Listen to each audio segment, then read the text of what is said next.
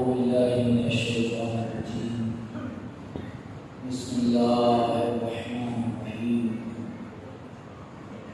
الحمد لله رب العالمين بارئ الخلائق أجمعين فاطر السماوات والأرضين باعث الأنبياء والمرسلين ثم الصلاة والسلام والتحية والإكرام على سيدنا ومولانا أبي القاسم المصطفى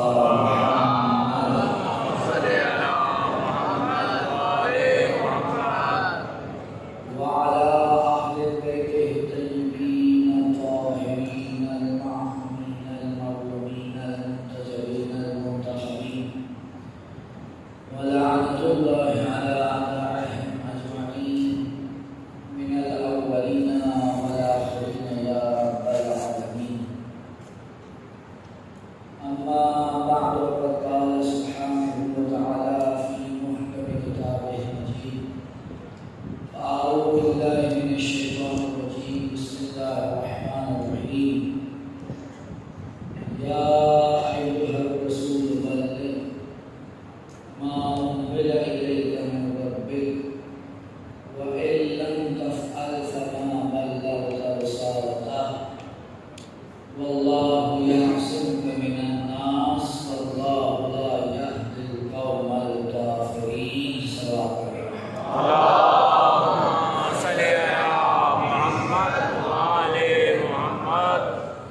اپنی حاجات کی قبولیت کے لیے ماہ وقت کی ضرورت تعلیم کے لیے جہاں کی مومنین و مومنات آباد ان کی عزت مال جان محبوب کی حفاظت کے لیے ان مجالس میں جن مومنین کے بھی جہاں ہے کہ ہمیں سکھانے کا قدم حصہ لیا ان تمام مومنین کی توفیقات میں اضافے کے لیے اور ان کی زحمات کی قبولیت کے لیے باعث بلند سے بات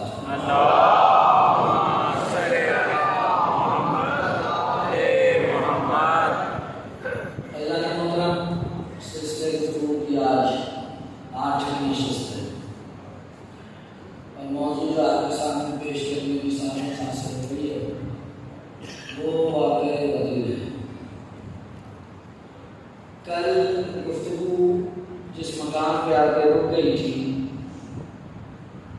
وہ یہ ہے کہ غدیر کے واقعے میں جو حدیث بیان ہوئی اس حدیث میں لفظ مولا کے معنی کیا ہے.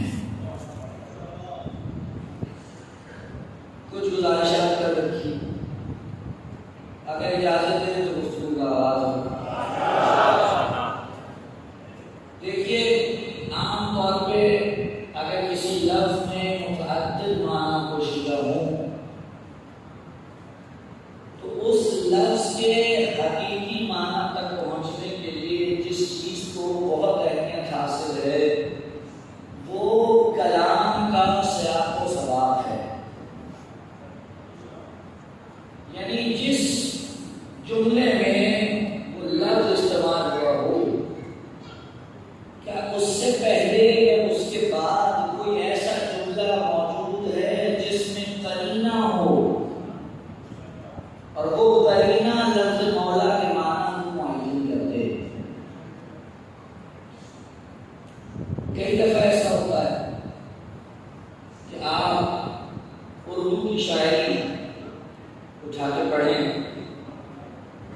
مجھے نہیں پتا آج کل ہوتا ہے کہ جب ہم نے 8ویں 9ویں 10ویں کے امتحانات پاس کیے تھے اس میں ایک سوال ہوتا تھا کہ شعروں کی تشریح کیجیے. اب بھی ہے ٹھیک. ایک اور بھی ہوتا تھا، کوئی اقتباس دے دیا جاتا تھا اور اقتباس دینے کے بعد کہا جاتا تھا اس کے سیاق و سباق کے حوالے سے اس پیراگراف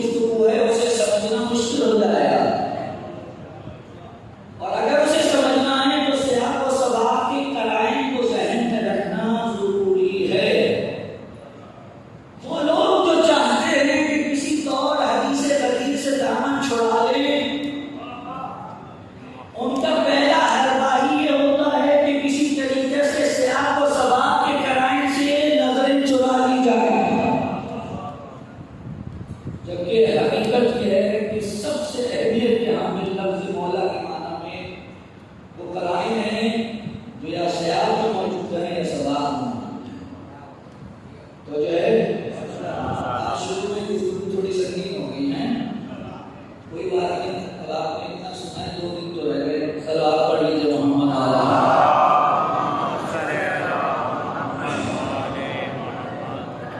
جب یہ گفتگو کی سماعت فرمایا کیجیے، یہ اصول ہوتے ہیں. اگر یہ اصول ہاتھ میں آتے ہیں تو بہت سے مطالب ان اصولوں سے حفظ کیے جا سکتے ہیں.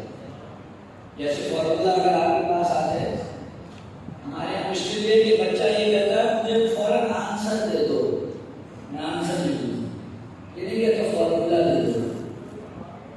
تو جو ہے آنسر پانے کا فائدہ نہیں ہے سوائے اس کے کہ بس اسی سوال کا آنسر ملے گا. فارمولہ آنے کا فائدہ یہ ہے کہ اس کا تو ملے گا اس جیسے بہت سو سوالوں کا آپ کو جواب مل جائے گا. یہ فارمولہ سیاق و سباق. اب ہم دیکھتے ہیں کہ سیاق و سباق ایسا کیا ہے. اس میں کچھ تو میں ضمن عرض کر چکا ہوں، دوبارہ ذکر نہیں کروں گا، لیکن جو ضروری ہے، رسول نے جب یہ کہا کہ من کنت مولا وهذا علی مولا، اس سے پہلے رسول نے ایک جملہ ارشاد فرمایا تھا. اور وہ جملہ کیا ہے؟ الست اولا بکم من انفسکم، کیا میں تمہارے نفسوں پر تم سے زیادہ حق نہیں رکھتا؟ تو جو ہے یہ رسول نے اپنی طرف سے نہیں کہا. سورہ مبارکہ احزاب کی آیت ہے، النبی اولا بکم، النبی اولا بالمؤمنین من انفسہم. نبی کو مومنین پر ان سے زیادہ حق تصرف حاصل ہے.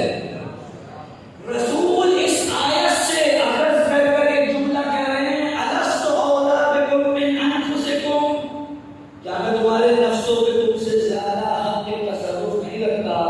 جب سب نے کہہ دیا قالوا بلا، سب نے کہا بالکل ایسے ہی ہے. اس کے بعد رسول نے کہا جس چیز کا میں مولا ہوں اس استاد یہ علی مولا ہے. رسول کا یہ کہنا ہے کہ تمہارے نفسوں پر تم سے زیادہ حق تصرف رکھتا ہوں، یہ جملہ بتا رہا ہے لفظ مولا کا معنی دوست نہیں ہے. جس طرح رسول حاکم ہے ویسے ہی علی آپ کو بھی حاکم ہے.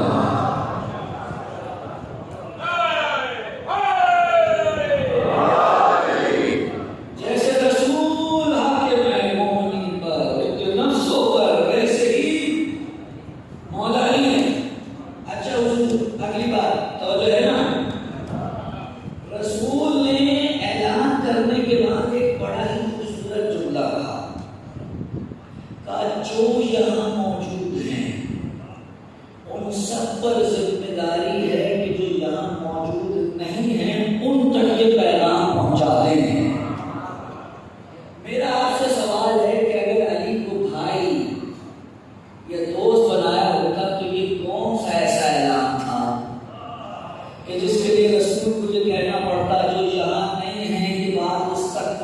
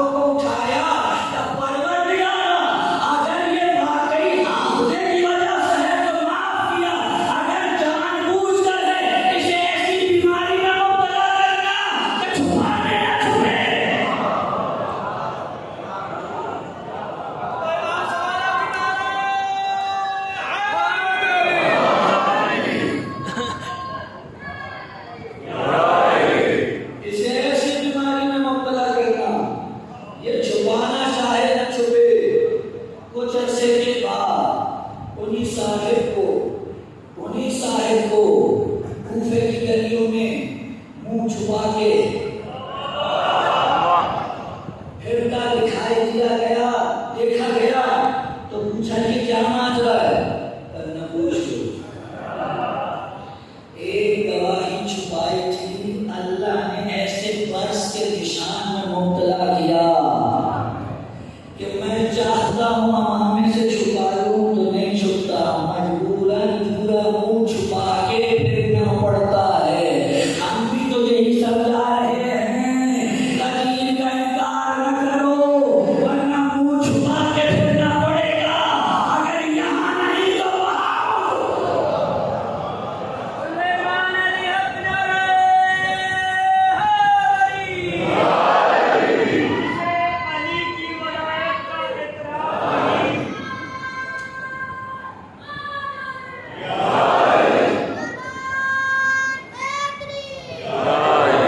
جسے علی کی ولایت کا اعتراف نہیں، جسے علی کی ولایت کا اعتراف نہیں، لاکھ سجدے کرے یہ گناہ معاف نہیں، جسے علی کی ولایت کا اعتراف نہیں، لاکھ سجدے کرے یہ گناہ معاف نہیں۔ دل میں بغض علی، دل میں بغض علی اور بدن پہ حج کا لباس، دل میں بغض علی اور بدن پہ حج کا لباس، تیرے نصیب کے چکر ہے یہ دوا۔ علی حق نعرہ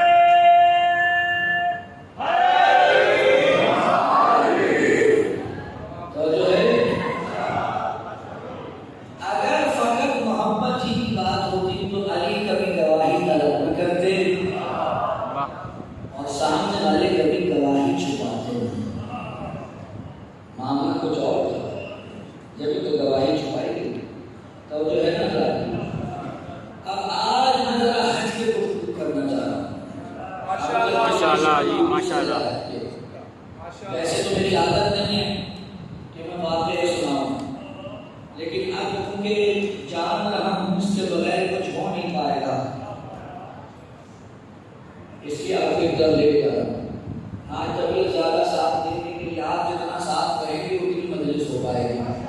ماشاءاللہ جی، ماشاءاللہ۔ حضور یہ جو غدیر ہے نا، اس کے اوپر ہمارے علماء نے بڑی محنت کی ہے، اس واقعے کو ثابت کرنے کے لیے بڑی محنت کی ہے۔ ہم تو شاید سمجھتے ہیں کہ جناب ایسے ہی پکی پکائی ہڈیاں مل گئی، یہ اتنی آسانی سے نہیں ملی۔ اگر میں نے آپ کو 2-4 دن پہلے کہہ دیا تھا کہ حدیث غدیر وہ روایت ہے، وہ حدیث ہے تو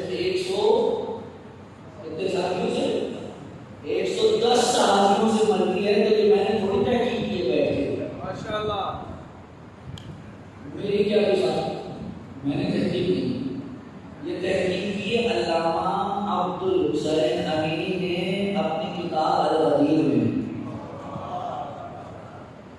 اور میں یہ تمام مومنین جو میری بات سن رہے ہیں اور تمام مسلمین جو میری بات سن رہے ہیں، میں ان سب سے گزارش کروں گا، یہ کتاب اردو میں ترجمہ ہو چکی ہے، یہ ہر مومن کے گھر میں ہونی چاہیے، ہر مومن کے گھر میں ہونی چاہیے، تاکہ اسے پتہ چلے میرے مذہب کی جو اساس ہے وہ ہوا میں نہیں ہے، اس کے پیچھے محنتیں ہوئی ہیں، اس کے پیچھے علماء نے اپنے خون پسینے کو یہ کیا ہے، کسی نے اپنی جان دے کر اس واقعے کو بچایا ہے، کسی نے اپنی جان مار کر اس واقعے کو بچایا ہے۔ سلام پڑھیے محمد والے محمد۔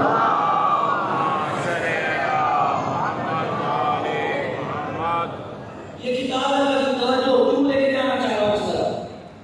علامہ امین نے جب کتاب الغدیر لکھی 30 سال کی محنت، اور یہ میں اس وقت کی بات کر رہا ہوں جب گوگل سرچ انجن نہیں ہوتا تھا، ابھی تو آپ اس میں جا کے کچھ لکھیے چلو بھائی سب کھلتا چلا جائے گا، اس وقت گوگل سرچ انجن نہیں ہوتا تھا، ایک کتاب کا ایک ورق پلٹنا پڑتا تھا۔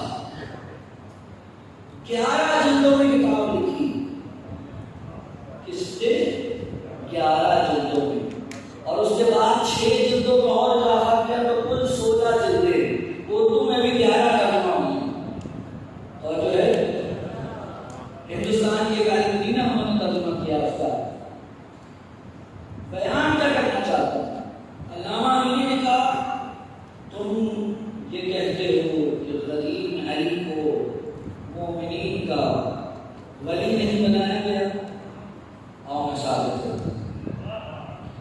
30 سال بیٹھ کر محنت کی اور اپنی کتاب کا نام رکھا حدیث، قرآن، حدیث اور عربی ادب کی روشنی میں. قرآن، حدیث، عربی ادب کی روشنی میں. اب آپ کہیں گے جناب چلے یہ تو سمجھ میں آتی ہے کہ قرآن اور حدیث یہ ادب کہاں سے آتے ہیں؟ ادب لانے کی کیا ضرورت تھی؟ یہی تو مسئلہ ہے سارا. جب آپ بحث کر رہے ہیں نا لفظ مولا کا یہ معنی ہے یہ معنی نہیں ہے، یہ بحث ہے ادبی. توجہ فرمائیں، یہ بحث ہے ادبی، عربی ادب کی بحث ہے.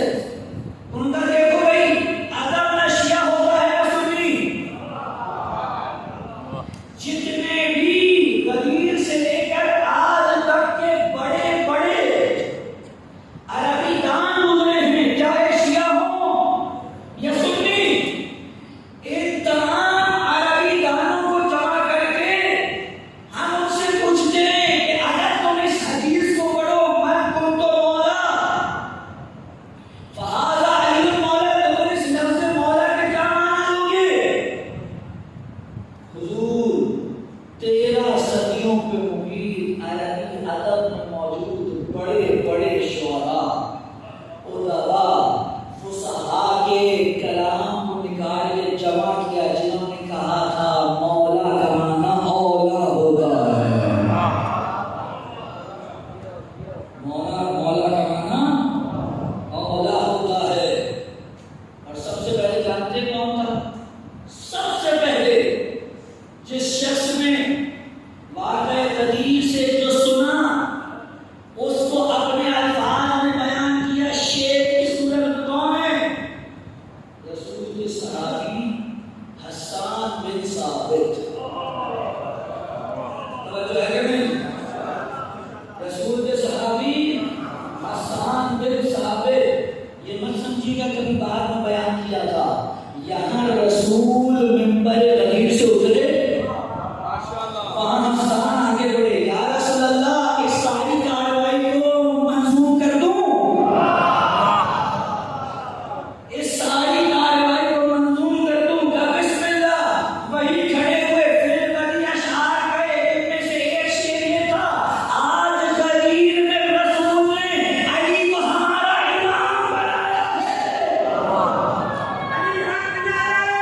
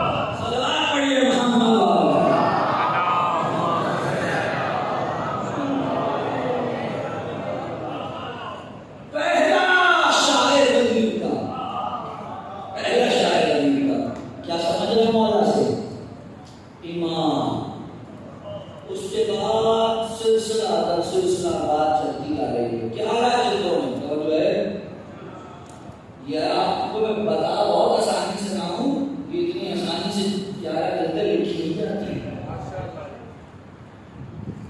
چلیے آپ کو لے چلتا ہوں. آج حدیث کے مقدمے میں مختصراً اور حالات زندگی میں مفصل طور پہ یہ واقعہ موجود ہے. اور واقعہ سنانا ذرا ذہن میرے گھر میں آتا ہے. کہتے ہیں کہ میں ایک دن کہتے ہیں مجھے ایک کتاب کی ضرورت تھی جس کے پوری دنیا میں 2 سے 3 نسخے تھے، وہ بھی کلمی ہاتھ کے لکھے ہوئے. پہلے تو یہ چھاپے خانے نہیں ہوتے تھے نا، پرنٹنگ پریس پر. کسی کتاب میں اس کتاب کا حوالہ پڑھا کہ اس کتاب میں یہ حدیث موجود ہے، اور ڈھونڈنا شروع کیا کہ مجھے یہ کتاب چاہیے. اور بڑا تلاش کیا لیکن کتاب نہیں ملی. اور جس کے پاس ہے وہ دینے کو تیار نہیں. باپ میں سے کسی کے پاس کوئی کلمہ نسخہ ہو، میں کئی ایسے لوگوں کو جانتا ہوں جن کے اجداد کے پاس انیس کے ہاتھ کے لکھے ہوئے آج تک نسخے موجود ہیں. مراسی کے آج تک انیس و زبیر کے متعدد ایسے مراسی پر، یعنی مراسی مطلب مرثیے. یہاں کچھ اور نہ سمجھ لیجیے گا. مراسی اردو میں مرثیے کی جمع ہے. مرثیوں کے متعدد ایسے نسخے کہ جو آج تک چھپے ہی نہیں. تو جو ہے آج تک نہیں چھپے. جس کے پاس ہوتے ہیں وہ دینے کو تیار نہیں. تو جس کے پاس انیس کے مرثیوں کا ایک لکھا ہوا نسخہ وہ دینے کو تیار نہیں ہے، تو جس کے پاس اتنی پرانی کتاب ہو وہ کہا دے گا. تو بڑی کوشش کی ملا. لیکن ایک دن جو مولا علی کے حرم میں گیا اور کھڑا تھا اور التجا کر رہا تھا، آقا اب رستے بند ہو گئے. کچھ کرتے تھے لیکن اسی اسلام میں کیا ہوا، ایک عرب بدو آیا. ایک عرب بدو آیا اور نہ ہو گیا گزارے. اس کے جملے میں اور نہیں کر رہا، لیکن اس نے جو کہا امیر المومنین کی زری کے سامنے کھڑے ہو کر اس نے کیا کہا کہ اے علی، اگر تم مرد ہو تو میرا یہ کام کر دو. اے علی، اب آپ کو کیا بتاؤں کہ عراق میں جو رہتے ہیں لوگ ان کی گفتگو کچھ اس قسم کی ہوتی ہے. اے علی، اگر تم مرد ہو میرا یہ کام دو. علامہ میں نے یہ جیسے سنا میری یہ بھی انداز ہے تخاطب ہے بوندا سے بات کرنے کا کہ کوئی طریقہ ہے. یعنی اس سے پہلے کہ میں اسے روک کے کوئی بات نہ کہا چلتا رہا. خیر لیکن کچھ 1-2 دن کے بعد میں دوبارہ کھڑا تھا، زیارت پڑا تھا. وہ شخص آیا اور زری کو دیکھ کے کہنے لگا یا علی تم واقعا مرد ہو.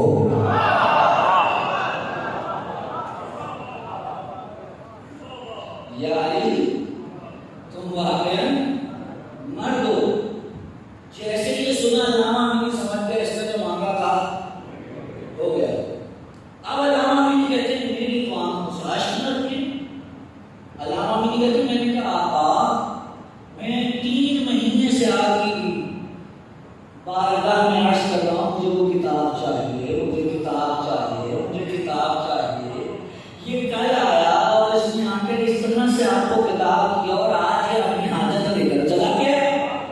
اور یہ امینی بیچارہ کب سے آپ کی خدمت میں ہاتھ جوڑے کھڑا ہو. امینی کا اپنا کام بھی نہیں ہے. یہ توجہ نہیں کر بھائی. امینی کا اپنا کام کب ہے؟ اس روایت کو الغدیر میں لکھ کے آپ کی ولایت ثابت کرنی ہے. علامہ امینی کہتے ہیں میرا دل بڑا اداس. میں نے کہا کیا علی میں کام کرنے کو تیار ہوں مگر آپ لینے کو تیار ہیں. یہ کہہ کے میں گھر آ گیا. گھر آئے علامہ مبارک لباس اتار کے رکھ رہے تھے. ابا بابا اتنے میں دروازے پہ دستک کی. باہر نکلے تو ایک خاتون تھی. کہنے لگی امینی ہم تازہ آپ کے محلے میں شفٹ ہوئے ہیں. یہ جو آپ کے گھر کے سامنے ٹوٹا ہوا گھر ہے نا یہ ہم نے خریدا ہے. صفائی کر رہے تو صفائی کے دوران ایک مسودہ ملا ہے.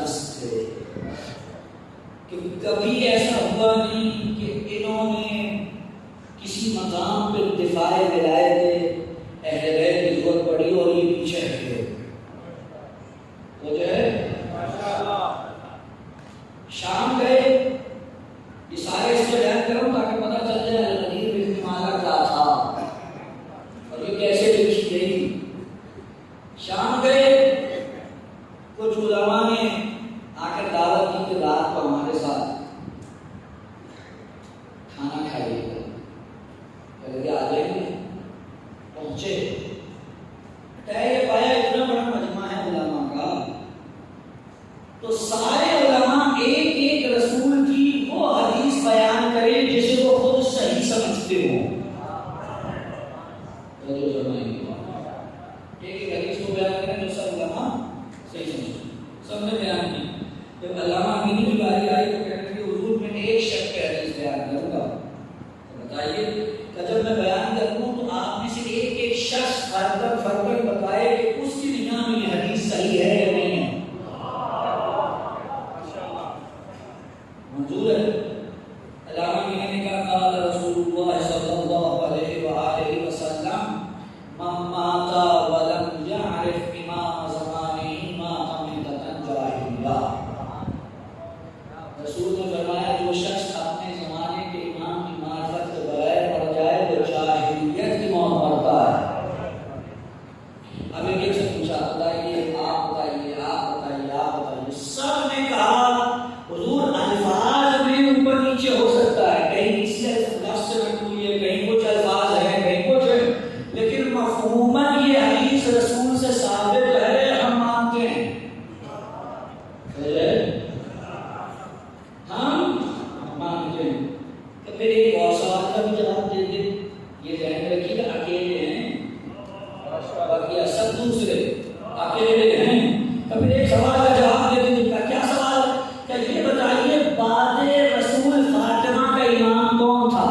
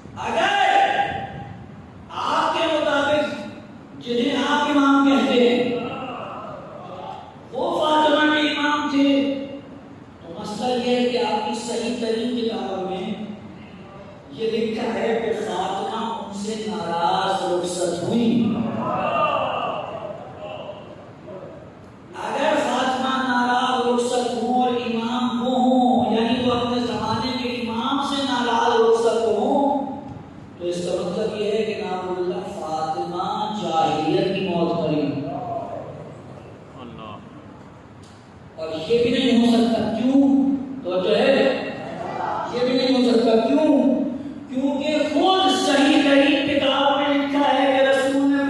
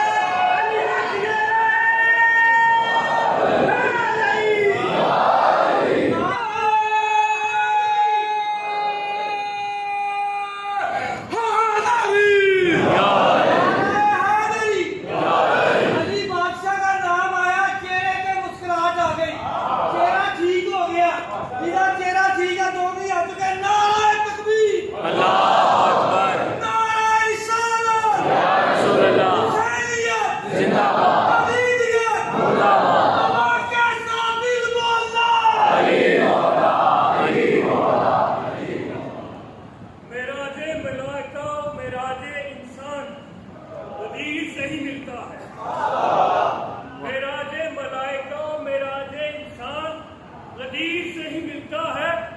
कौन था मुनाफिक कौन मुसलमान, गदीर से ही मिलता है। और इसलिए भी तरावियां वाजिब नहीं हम पर कि हमें सारे का सारा कुरान गदीर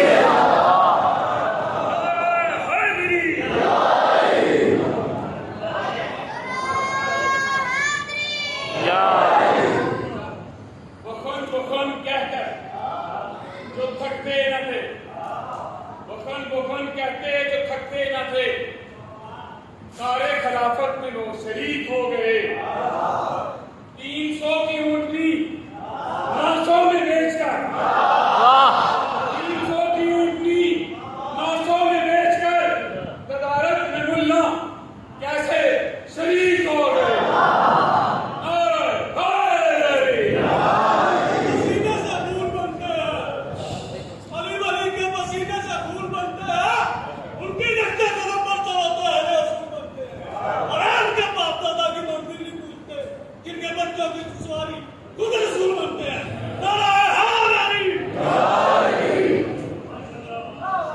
और किसी ने पढ़ना हो तो इजाजत है, इसके बाद नहीं मिलेगी।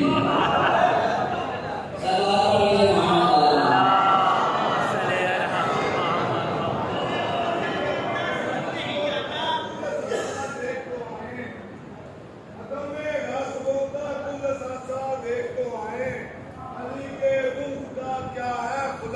देख तो आए। हमें भी भेज दो खालिक जरा दोज़ख के बाहर तक, हमें भी भेज दो खालिक जरा दोज़ख के बाहर तक, अली से जलने वालों का तमाशा देखो।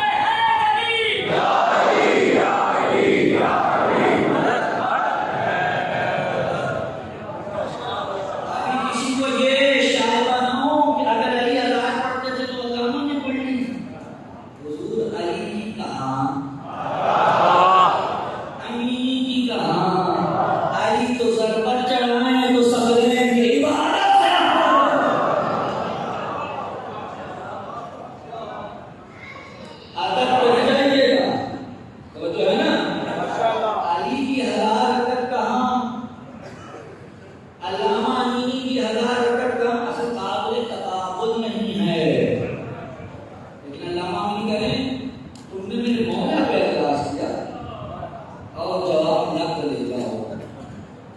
اس ولایت کے ساتھ جب دنیا سے رخصت ہوتا ہے نا انسان، وہ جو ہے اس ولایت کے ساتھ جب دنیا سے انسان رخصت ہوتا ہے تو آپ کو کیا لگتا ہے اگر آپ نے علی کے لیے چھوٹا سا بھی کام کیا ہے تو علی آپ کو چھوڑ دیں گے؟ علی وہ ہیں جو کسی کا قرض نہیں رکھتے۔ جب انتقال ہو گیا 3-4 دن کے بعد محلے میں رہنے والے ایک شخص نے خواب میں کیا دیکھا حوض کوثر ہے، علی کرسی پہ بیٹھے ہیں، صحابی علی کے سلمان، ابو ذر، کمبر، مقداد، مالک اشتر وہاں کھڑے ہیں، جو آ رہے ہیں علی کہہ رہے ہیں سلمان تم اسے پلاؤ،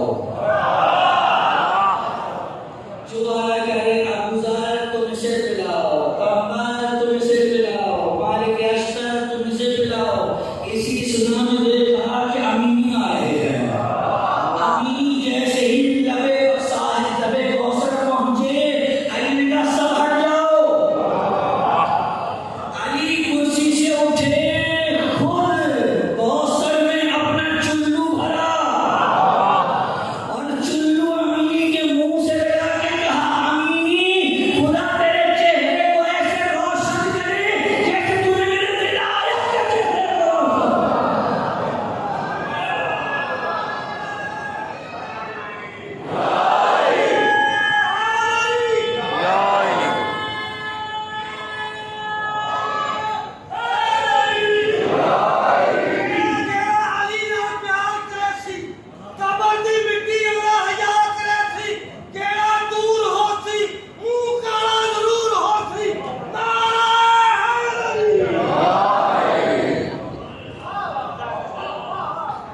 ممکن نہیں ہے آپ امیر المومنین کے لیے آپ امام حسین کے لیے کوئی کام کریں اور وہ آپ کو اس کا کوئی بدلہ نہ دیں۔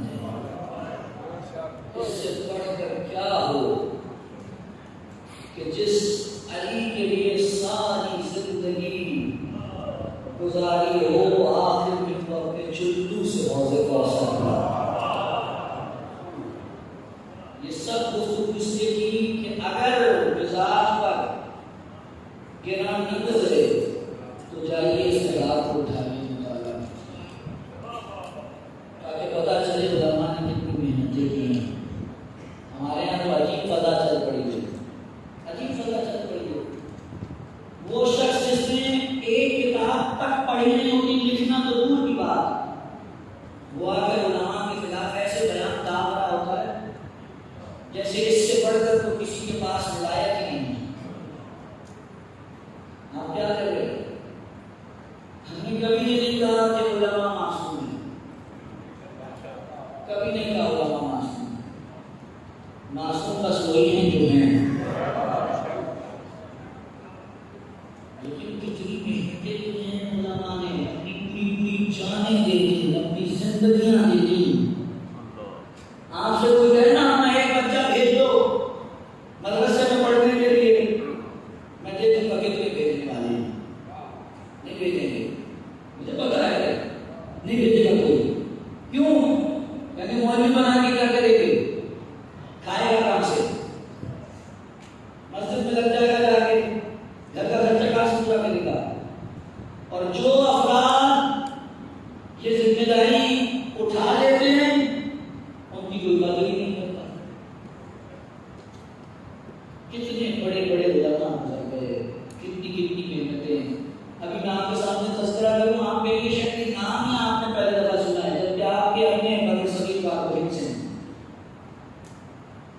آپ جانتے ہیں بر صغیر پاک تاریخ چل رہی ہے، حضور اب کوئی نہ بولے، اب کوئی نہ بولے، سن لیجیے۔ بر صغیر پاک و ہند میں سب سے پہلی شیعوں کے خلاف جو کتاب لکھی گئی وہ تحفہ اثنا عشریہ ہے۔ کون سی کتاب ہے جی؟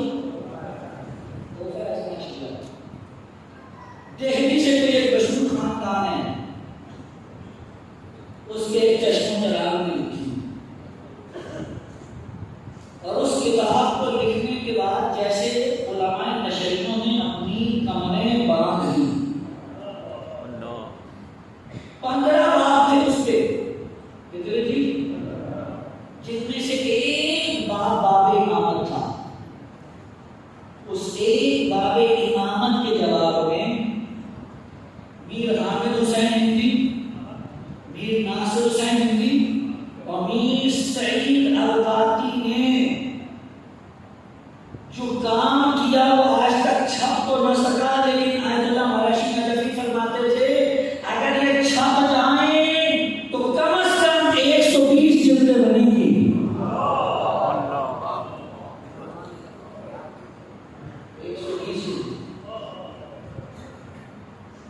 اتنا مطالعہ کرتے تھے کہ جب غسل دینے کا وقت آیا تو سینے پر ایک سیاہ نشان تھا.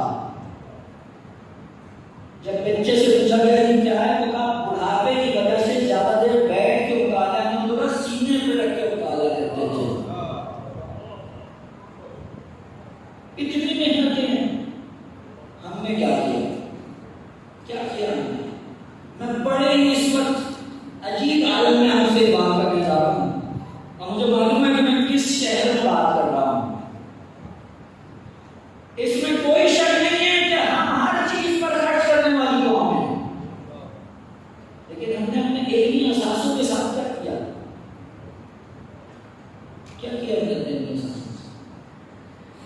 وہ کتاب آج آپ چلے جائیے نجف، جب ہمارے دو بڑے حوضے ہیں نا، آپ چلے جائیے کسی بڑے محقق عالم دین کے پاس جا کر بیٹھیے اور اس سے کہیے میں پاکستان یا ہندوستان سے آیا ہوں، وہ سب سے پہلے آپ سے جانتے ہیں کیا سوال کرے گا؟ وہ کہے گا میر حامد حسین کو جانتے ہو؟ حوضے کے اندر ہماری زمین کی پہچان میر حامد ہیں اور ہمیں آج تک شاید ان کا نام بھی نہیں پتا. کیا لکھ گئے، کیا جواب دیا، وہ تو ایک طرف کیجیے. کتنی کتابیں ہماری دیمک کھا گئے حضور. میں یہ نہیں کہہ رہا ہوں کہ کہیں خرچ نہ کیجیے، کہیں خرچ کیجیے، جو کر رہے کیجیے. جتنا خرچ کر رہے ہیں اداری میں کیجیے، جتنا خرچ کر رہے ہیں جشن پہ خرچ کیجیے، جتنا خرچ کر رہے ہیں مومنین پہ خرچ کیجیے. لیکن یہ ذہن میں رکھیے کہ آپ لوگوں کی ذمہ داری ہے من حیث اشیاء، یہ قیمتی اثاثے برباد ہو رہے ہیں، کوئی آگے نہیں آ رہا. اور جانتے ہیں اس میں برباد ہونے کی اہم ترین وجہ کیا ہے؟ ہمارے یہاں کتاب پڑھنے کا رجحان ہی ختم ہو گیا. رجحان ہی نہیں ہے. جہاں کتاب چھپتی ہے وہ جہانگیر کو خدا نے سعادت حاصل کی کہ 40 سے زیادہ کتابیں چھپ چکی ہیں میری آج تک. سبحان اللہ. جیسے کتاب چھپتی ہے سب سے پہلے جو میسج آتا ہے جانتے ہیں کیا ہوتا ہے؟ کہ ان کا PDF بھیج دے. سب سے پہلے یہ میسج آتا ہے بھیج دیں گے PDF. لیکن ذرا یہ بتائیے کہ جس پبلشر نے اسے شائع کیا ہے وہ جو 1000 لوگ نے اس کی دکان میں پڑھی ہیں وہ تو 10 سال کی زمین پڑی رہ جائے گی اور اس کے بعد کھائے گی انہیں دیمک. جب کتاب خریدنے کی بات آتی ہے وہ کہتے ہیں بہت مہنگی ہے. ہر ہفتے رات میں جب موڈ بنتا ہے جمبو سائز کا پیزا کھانے میں تو کوئی مہنگائی نہیں ہے. 3 مہینے میں یہ کتاب نہیں خریدی جا سکتی، لیکن ہر ہفتے یہ کام ہو سکتا ہے. قوم کہاں جا رہی ہے حضور؟ میں یہ نہیں کہہ رہا کہ آپ ساری کتابیں پڑھ کر قیامت کو دہر کر جائیں، لیکن کچھ تو گھر میں رکھیے. آنے والی نسل کو یہیں سے کچھ ملے گا. ہماری محنتیں برباد ہو گئی ہیں. بس جو میرے دل کا ایک بولا تھا تو میں نے آپ کے سامنے کہہ دیا. کہاں جا رہے ہیں؟ علمی انحطاط. علمی انحطاط. یہ کتابیں ہمارا سرمایہ ہیں. اس سے پہلے کہ بالکل تمام ہو جائیں کچھ سوچ لیجیے ان کے بارے میں. صلوات پڑھے محمد صلی اللہ محمد والے محمد. آیت اللہ کشمیری عبد الکریم کشمیری فرماتے تھے نجف اشرف میں اپنے گھر میں بیٹھا تھا، عالم کاشفہ میں دیکھا میر حامد حسین ہندی اپنی وفات کے بعد میرے گھر آئے ہیں اور میں نے ان کے سینے پر ایک سبز رنگ کا ربن بنا ہوا دیکھا. کس رنگ کا جی؟ سبز رنگ کا ربن بندے ہوئے دیکھا. جب میں کہیں گیا تو اس پہ لکھا تھا علی کی محبت ایسی چیز ہے اگر یہ ہو تو کوئی گناہ نقصان نہیں پہنچا سکتا اور اگر یہ نہ ہو تو کوئی نیکی فائدہ نہیں پہنچا سکتا. ایسی ایسی محنتیں کر گئے ہمارے علماء. خدایا ہمارا تو کچھ بھی نہیں، ہم تو انہیں کے دسترخوان پر بیٹھے ہیں. لیکن لیکن کم از کم ان کا تذکرہ تو ہو، کم از کم ان کا پتہ تو چلے وہ کر کے کیا رہے ہیں، وہ کتنی خدمت کر رہے ہیں، وہ کیا خدمت کر رہے ہیں۔ اگر اس کا تذکرہ نہیں کریں گے تو آپ احسان فراموش کہلائیں گے، محسن کش کہلائیں گے، اور کم از کم شیعہ قوم کو ایسا نہیں ہونا چاہیے۔ صلوات ہے محمد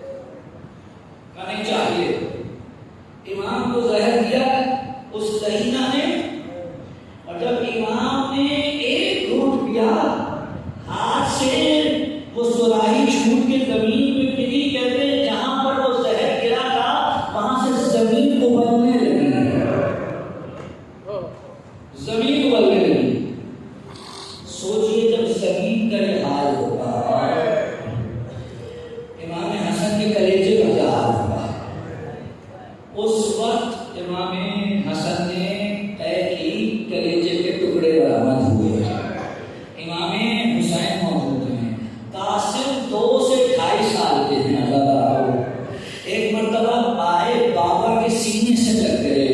امام حسن کا بیٹا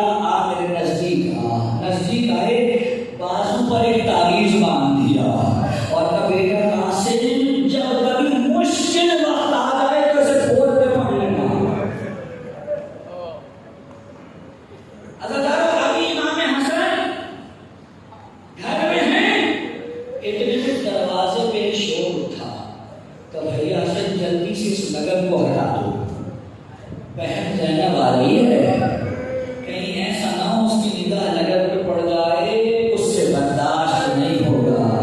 میں کہوں گا آقا، آپ کی بہن زینب نہ فقط یہ کہ صابرہ ہے، صبر کا پہاڑ ہے۔ زینب نے اپنی آنکھوں سے کربلا میں حسین کے لاش پہ تھوڑے توڑے ہوئے تھے۔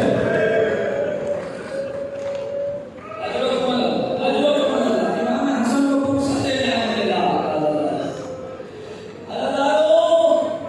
جب دیکھا نا امام حسن کے آخری سانسیں چل رہی ہے، امام حسین رونے لگے۔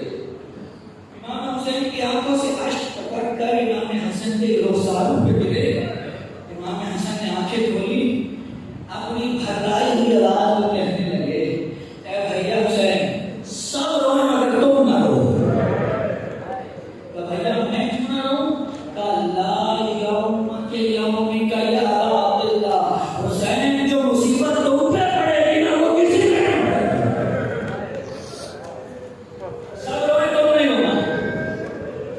عزادارو، اس دن کا 2.5 سال کا قاسم آج 13 سال کا ہو گیا۔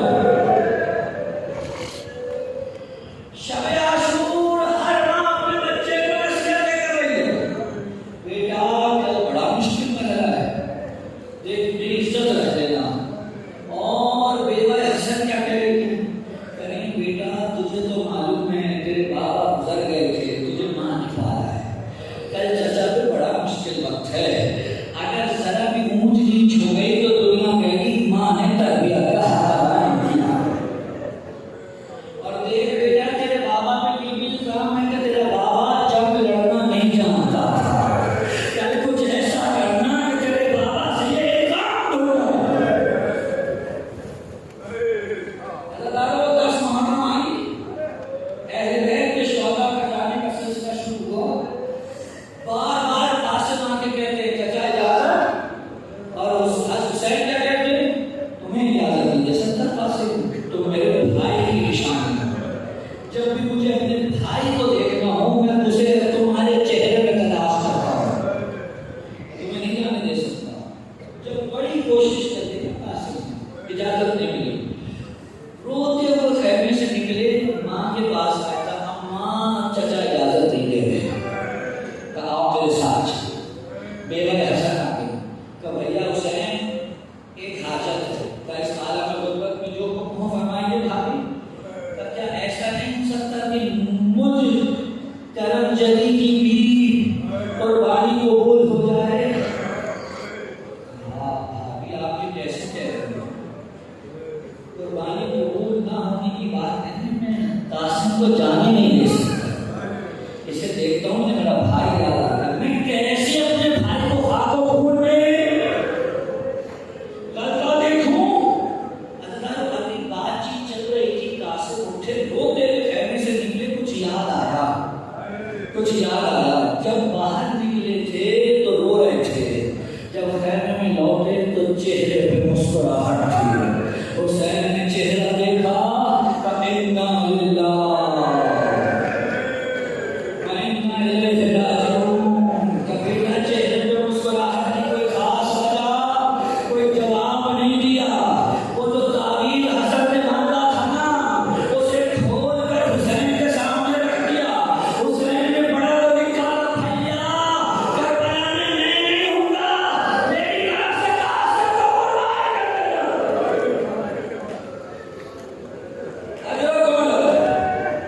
میری طرف سے قاسم کو قربان کر دینا۔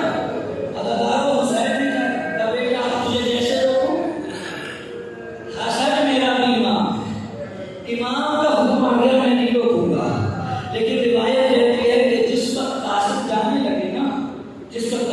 لگے، حسین نے کہا آپ میرے سینے سے لگ جاؤ۔ سینے سے لگا کر چچا بھتیجا اتنا روئے کہ دونوں وش آگے گر گئے۔ سوال کروں آپ سے، آپ کے یہاں کوئی بے ہوش ہو کے گر جائے تو آپ اسے ہوش میں لانے کے لیے کیا کرتے ہیں؟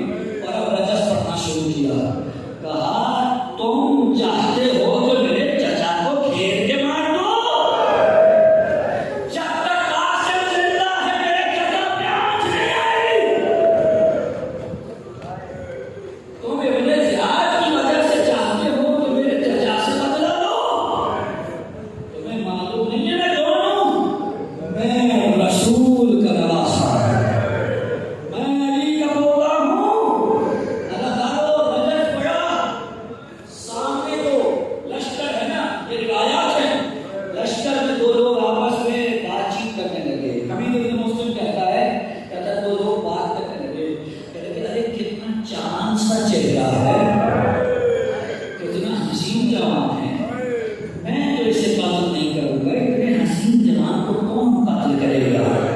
اداروں کی بات چیت چل رہی تھی، لشکر ابن سعد میں ایک شخص ہے جس کا نام ہے ارزل شامی، بڑا پہلوان ہے، اس کے 4 بیٹے، اس نے اپنے ایک بیٹے کو بھیجا، تب جاؤ جا کے قاسم کا مقابلہ کرو، یہاں تیرے حیدری نکلی، ایسی جنگ کی کہ اسے ایک ہی بار میں ڈھیر کر دیا، اور شاید ساتھ ساتھ کہتے جاتے ہو تم کہتے تھے نا میرے بابا کو جنگ لڑنا نہیں آتی، آؤ قاسم کے جوہر جنگ دیکھو۔